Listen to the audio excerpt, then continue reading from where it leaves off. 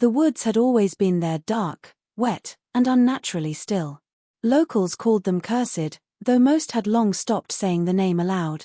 The trees grew too close together, their roots twisting like veins beneath the soil, as if the earth itself was hiding something it refused to let go of. Deep inside that green labyrinth, where sunlight struggled to touch the ground, an old family once made their home. No one remembered when they'd first arrived, or why they never left. The first signs were small things: odd births, vanishing children, the faint sound of crying carried by the wind. Hunters who wandered too far told stories of cabins built from mismatched wood, and faces glimpsed through cracked windows, faces that looked human only from a distance. When they returned to town, they never spoke of it again. Some said the sickness was a punishment, others claimed it was a choice. But everyone agreed on one thing: the families in the woods had sealed their own fate long ago. On a grey November morning, when the fog hung heavy enough to swallow sound, a stranger drove past the old logging road that no map marked anymore. They were looking for something, a rumor, a record, maybe the truth. What they found instead was a silence too deep to belong to the living. And within that silence, the remains of generations who had tried to keep their blood pure, until it turned against them.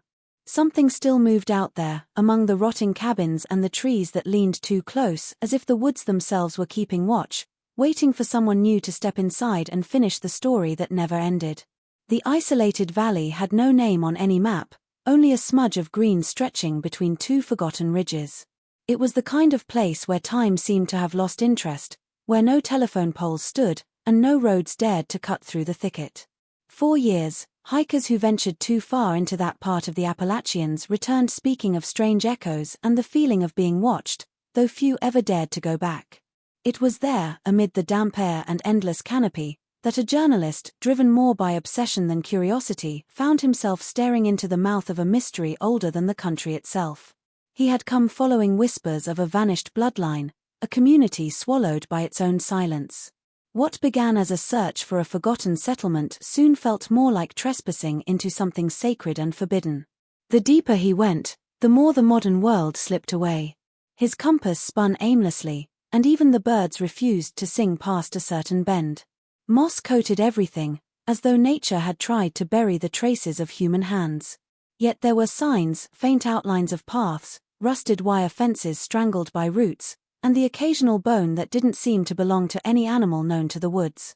He carried with him maps copied from century-old archives, each pointing to a place once called Hollow's End, a settlement abandoned before the Civil War.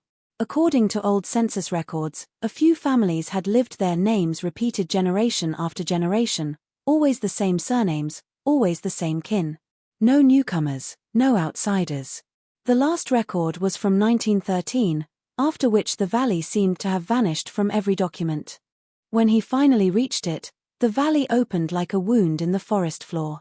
The air was thick with rot and something older than decay, a scent that clung to his skin and refused to fade. The remnants of cabins stood in crooked rows, their roofs collapsed inward, their windows gaping like empty eyes. The silence was unbearable, so deep it pressed against his ears until he could hear his own heartbeat echoing.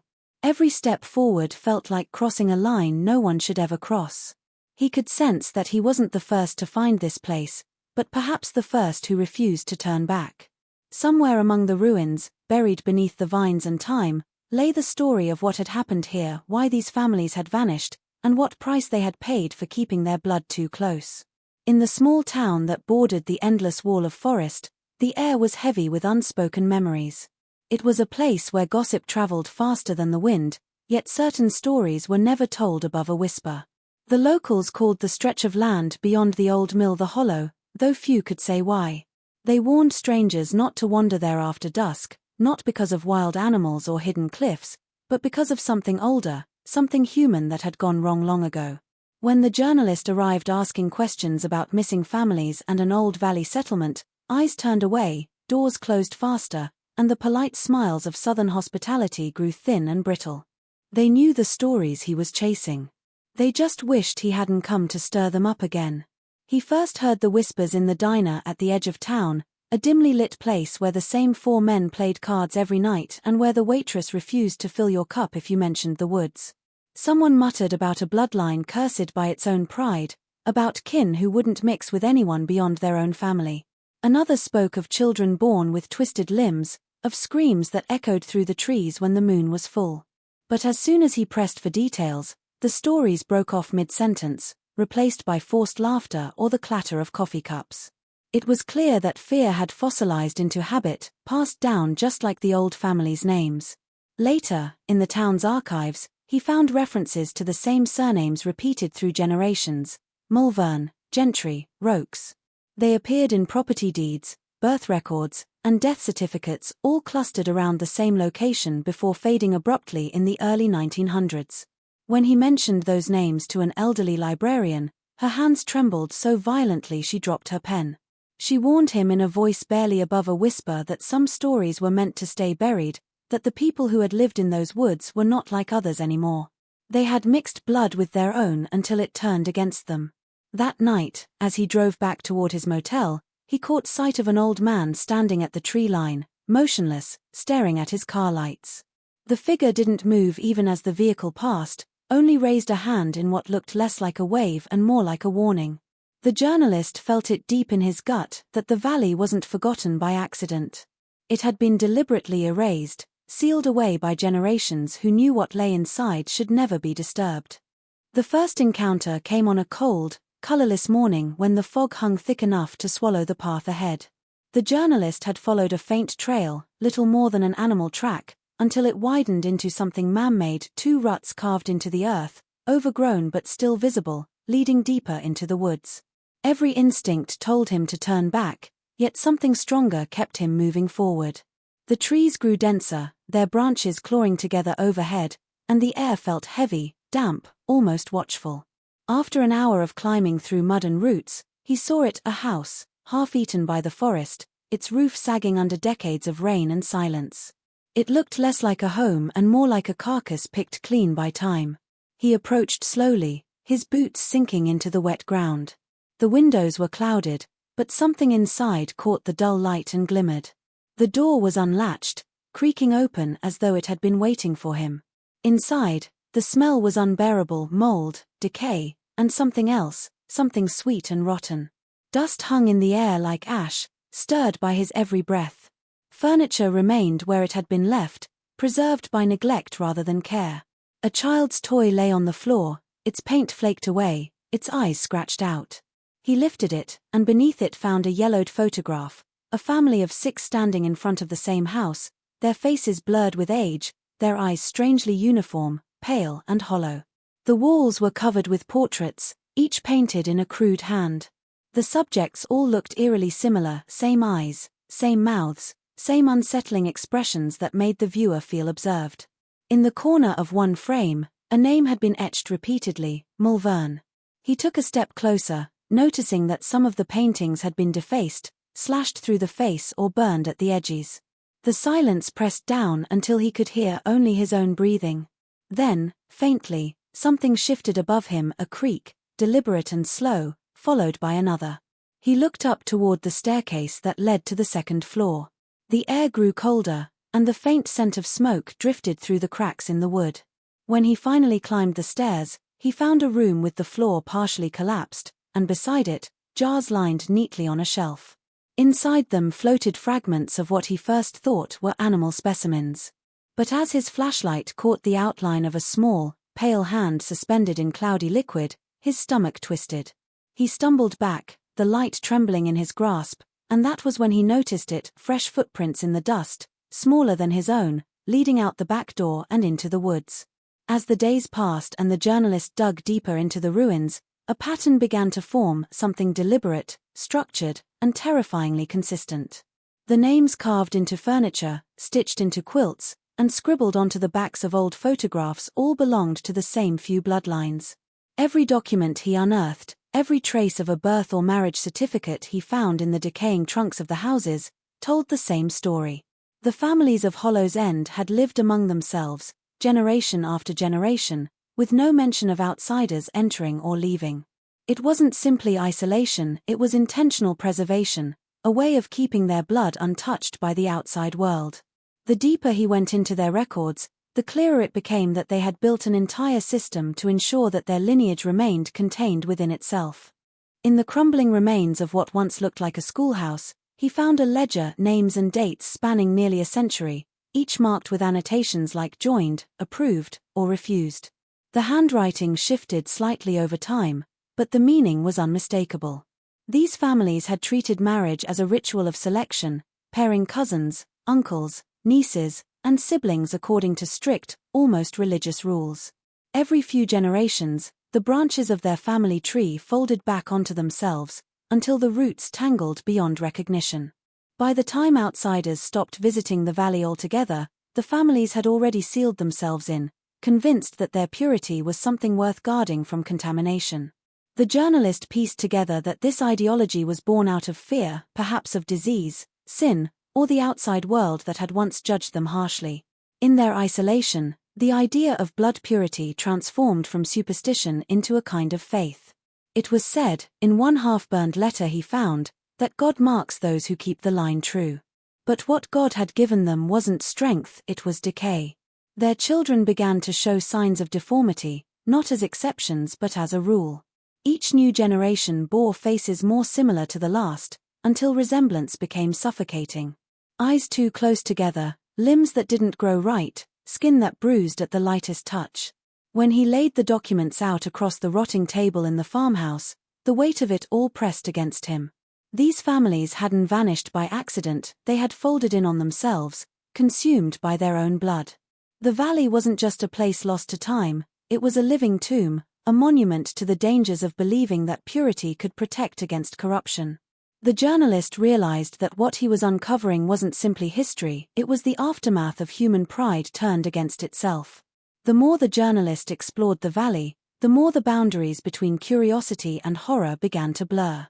The deeper parts of the forest revealed what time had tried to conceal but could never fully erase, evidence of lives so deformed by blood and secrecy that they seemed to exist outside the laws of nature. He first saw it in the abandoned church at the center of the settlement. The floor was caved in, the walls lined with family portraits painted by trembling hands.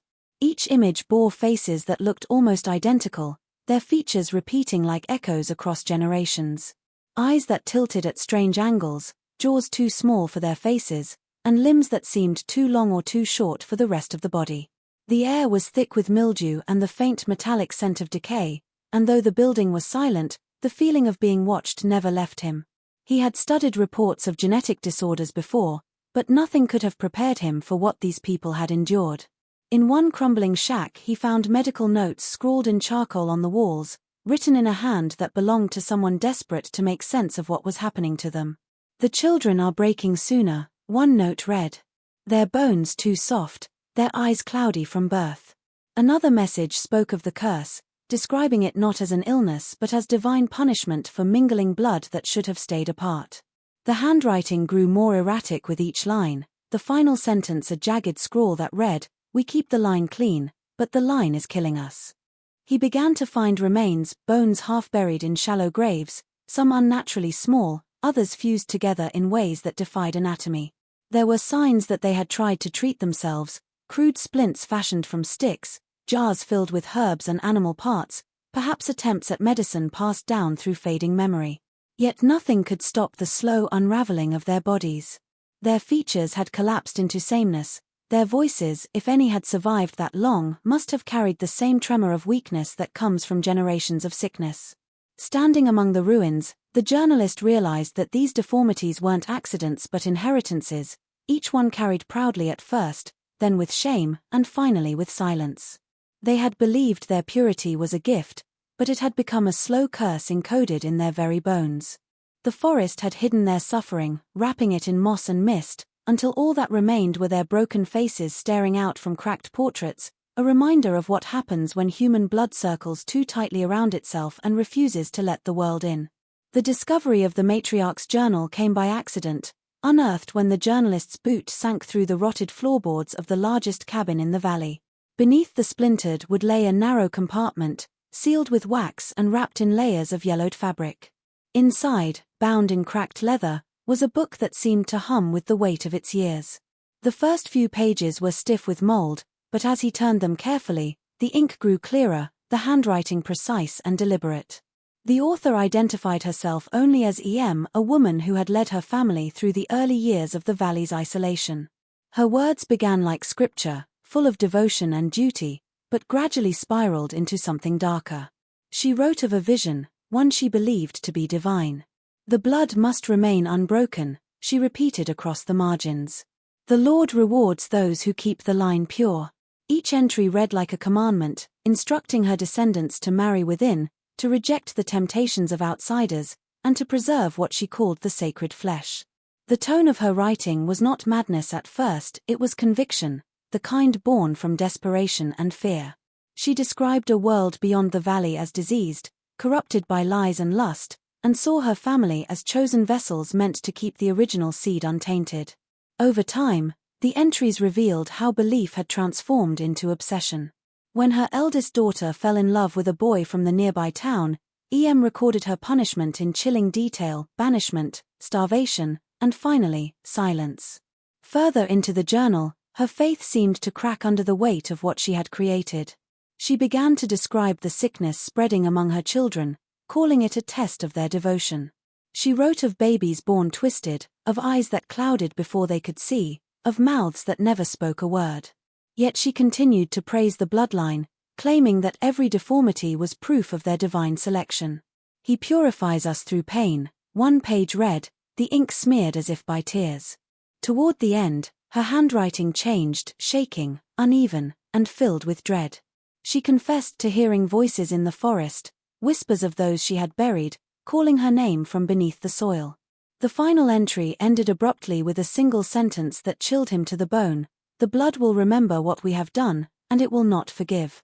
Holding the journal under the dim beam of his flashlight, the journalist felt as if he were reading not just the ramblings of a zealot, but the origin story of an inherited curse, one that had spread through generations under the guise of holiness. The truth about the sickness began to take shape slowly, pieced together from fragments, bones, journal entries, and the haunting evidence left behind in the ruins. It wasn't just a series of unfortunate mutations or a coincidence of inbreeding, it was a hereditary disease that had become the valley's shadow, passed from mother to child like a cruel inheritance. The journalist found letters tucked inside a rusted tin box, written by what appeared to be the last remaining member of the family, pleading for help that never came. The letters spoke of skin that blistered in the sun, bones that fractured without injury, and minds that wandered between lucidity and delirium. "It eats from the inside," one letter said. "It takes the soft ones first, the children, the mothers, then the men who refuse to see." The handwriting faltered in later pages, the ink blotched with trembling hands, as if even the act of writing had become too painful. He found skeletal remains in nearly every dwelling, small graves inside homes, as if the families were too weak or too afraid to bury their own in the cold ground outside. The bones told their own story: joints malformed, skulls misshapen, spines twisted into grotesque shapes. It was the physical manifestation of generations of genetic collapse, a body turned into a mirror of its own ancestry. The disease had no mercy, no pattern of mercy or reprieve. It worsened with every generation, each child born carrying a heavier weight than the last. In one cabin, scrawled across a wall in what looked like blood, were the words "The pure are dying." It was both confession and prophecy, a desperate acknowledgement of what their devotion to purity had done. Medical records were impossible to find, no doctor had ever made it to the valley, but the symptoms matched those of rare degenerative disorders that thrive in closed gene pools. Yet this went beyond science. The sickness seemed almost sentient, as if it carried memory. The more the journalist studied, the more he felt the weight of something intentional, a punishment written into the body itself. Those who had once believed they were preserving divine perfection had instead forged a curse that evolved with each birth, adapting and deepening like a vengeful echo. When the journalist finally stepped back from the piles of evidence, the realization settled coldly in his chest. The families had not simply died off, they had been consumed by their own creation. The disease had been the valley's only constant, its last living heir, devouring its makers until nothing human remained but bones and whispers that still lingered in the fog. The closer the journalist drew to the truth, the more he realized that the valley's story didn't end in isolation, it extended into the town that bordered those dark woods. The disease, the secrecy, and the shame had never truly stayed contained. When he returned to question the older residents, their guarded silence began to crack. One by one, they revealed fragments of memories, each one more unsettling than the last. An old man at the gas station remembered when the families used to come down from the hills to trade pelts and herbs, their skin pale as ash and their voices soft, almost childlike. He said they always traveled in groups, never alone, and never met a stranger's eyes for long. After a while, they simply stopped coming. No one went looking for them, and no one asked why. An elderly woman at the edge of town confessed that her grandmother once worked as a midwife for one of the families. Her hands trembled as she recalled the births she had witnessed: infants who didn't cry, who were born with eyes already clouded, or limbs that refused to move. She said the women of the valley believed the children who survived were chosen, marked by divine favor, while the stillborn were buried with songs in a language no one in town could recognize. Her grandmother had stopped going to the valley after one birth that ended in silence. She never spoke of it again, only warning her descendants never to follow the sound of crying that came from the forest at night.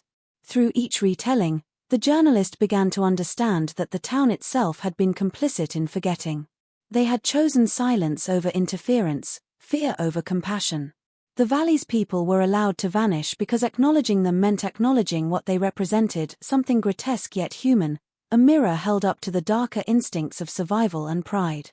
There were rumors of a few who had escaped the woods generations ago, their descendants now living quietly among the townsfolk. The journalist noticed how, when he mentioned certain names from the records, some of the townspeople shifted uneasily, their faces paling ever so slightly. It became clear that the bloodline hadn't disappeared entirely, it had thinned, diluted, hidden in plain sight beneath new surnames and new lives. As he walked through the cemetery that evening, he found headstones with faintly familiar names, eroded by time.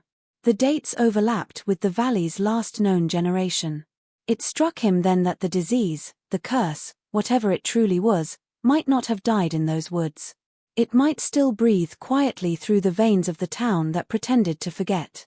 Night came fast in the valley, swallowing light as if the forest itself were alive and hungry. The journalist had spent the day photographing the ruins, cataloguing bones and notes, trying to make sense of a century of silence. But as the fog began to rise and the woods dimmed, he felt the shift, the sense that the valley was not as empty as it appeared. The stillness carried a pulse now, faint but deliberate, like the heartbeat of something buried. At first, it was only sounds, a distant rustle, the snap of a branch, footsteps that stopped when he did. He tried to convince himself it was only animals, but the rhythm of the noise was too measured, too human. The weight of eyes seemed to press against him from the tree line, and though his flashlight cut through the mist, nothing ever appeared where he looked. That night, he camped inside one of the cabins, barricading the door with old planks. The wind moaned through the cracks, carrying whispers that rose and fell like speech. Sometime after midnight, a knock came, a slow, heavy thud that echoed once, twice, then stopped. He froze, listening to the soft drag of something against the outer wall. When he dared to peek through a slit in the boards, he saw movement between the trees, the outline of a figure, thin and crooked, standing just beyond the reach of the light. It lingered there, unmoving, until a second shape joined it. Then a third. Their proportions were wrong, their limbs too long, their heads slightly tilted as if curious. For a long moment, they simply watched, and then they slipped soundlessly back into the forest. In the morning, the footprints were still there, bare, small, and oddly shaped. The journalist followed them for a time until they vanished near the stream. He found remnants of fire pits, scraps of fabric, and animal bones carved with symbols that matched those in the matriarch's journal. It became horrifyingly clear that the last of the bloodline had not died. They had adapted, hiding deeper within the forest, surviving through secrecy and silence. Perhaps they had learned to avoid the sun, to live on what the forest offered, to protect what was left of their pure blood. As he packed his notes, he realized their presence was not accidental. They had been watching him from the start, guiding what he found and what he didn't. The valley was their home, their inheritance, and he had trespassed into it. The thought struck him with chilling certainty. He had not discovered them, they had allowed him to see just enough to remember that their story was not over, and that the bloodline, however twisted, still guarded itself. When the journalist finally left the valley, it was not out of choice but necessity. His supplies had dwindled, his sleep haunted by sounds he could no longer explain, and his mind weighed down by the things he had seen. The forest seemed to follow him even as he walked away, branches closing behind him, the air thickening with each step as though the woods were reluctant to let him go. By the time he reached the edge of civilization, the sun had already faded, and the road back to town looked unfamiliar, as if the landscape itself had shifted in his absence. When he returned to his motel room, he locked every door and window, though he could not shake the feeling that something had followed. His camera was full of photographs, yet when he reviewed them, many came out blurred or blank, as if the valley refused to be captured. The ones that remained clear were worse, faces in the shadows, eyes peering from corners of broken windows, and in one frame, a shape standing behind him that hadn't been there when he took the picture. He tried to share his findings, but no one believed him. Editors dismissed his story as folklore, too exaggerated to be true, while locals warned him to stop asking questions. It was as if the valley had never existed. Records disappeared from archives, names he had written down were missing from public records, and even the path on the map that once led to Hollow's End now appeared as untouched forest land. The silence that had swallowed the families had returned, reaching beyond the woods, erasing what little truth he had carried out. He began to dream of the valley every night, the fog, the ruined houses, and the faint lullaby sung in a voice that was not human. Sometimes, he woke with the scent of soil on his hands, though he hadn't touched the ground since leaving. Months passed, and he stopped speaking of it altogether. Yet deep down, he knew the story hadn't ended. The forest had reclaimed the remnants of the settlement, erasing it completely from sight, but something still lingered beneath its roots. Perhaps it was the disease, dormant but alive in the blood of those who had escaped, or perhaps it was the families themselves, surviving in the silence they had created. The valley had withdrawn back into the earth, leaving behind only whispers carried by the wind through the trees. Those who still lived near the border swore that on fog-heavy nights, they could see lights moving between the pines and hear faint voices calling from the dark voices that spoke of purity, of blood, and of a lineage that refused to die.